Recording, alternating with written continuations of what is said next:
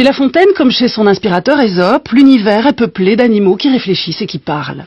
Il y a les animaux qui flattent, comme le corbeau, la grenouille est vaniteuse, les moutons suivent, les goupilles sont mues par une ruse cynique, la cigale est dispendieuse, la fourmi parcimonieuse, le bœuf est sage et le cheval est prétentieux. Pour attirer notre attention sur les vertus de la patience et de la longue vue contre les préjugés, une fable fabuleuse de La Fontaine nous enseigne l'art nécessaire de considérer le temps. Cette fable, c'est celle du lion et du rat. Vous vous souvenez? Il y a un lion, roi des animaux, métaphore du pouvoir, de l'autorité, de la force absolue. Il y a un lion et puis il y a un minuscule rat qu'épargne le lion. Est-ce par calcul que le lion épargne le rat? La chose n'est pas dite, en tous les cas, La Fontaine ne nous le dit pas, sauf qu'il suggère qu'un lion, par principe, n'a que faire d'un raton, que dès lors un lion et un rat ne sauraient jouer dans la même cour, qui est naturellement, pour le lion, la cour des grands. Mais voilà le lion, tout puissant qu'il soit et qu'il s'estime, le voilà qui est pris dans un piège et qui pourrait mourir. Le rat se précipite à son secours, sourd à tout préjugé, et ronge le filet qui retient l'animal prisonnier. Et c'est ici, exactement, que La Fontaine dit cette chose merveilleuse.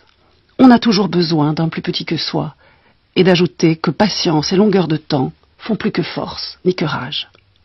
C'est comme s'il nous rappelait La Fontaine que le petit et le grand n'existaient que l'un par l'autre, que leur salut réside dans leur complémentaire coexistence et qu'aussi il était sage de toujours porter son regard au loin, d'anticiper et d'être juste, et juste capable d'attendre, et peu importe la longueur du temps.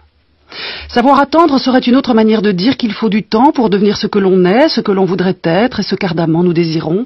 Attendre pour comprendre que les choses sont ce qu'elles sont, comme elles sont, indépendamment de nos croyances et de nos aveuglements. Attendre que passent les choses et les êtres que l'on ne peut retenir parce qu'il faut qu'ils passent. Attendre patiemment, sans forcer et sans rage de trouver sa place entre les plus petits et les très grands. Attendre pour reconnaître au fil du temps qui sont les autres, qui sont ceux qui nous aident, qui nous aiment et que nous aimons vraiment, et à quel moment peut-être, ils nous ont sauvé la vie.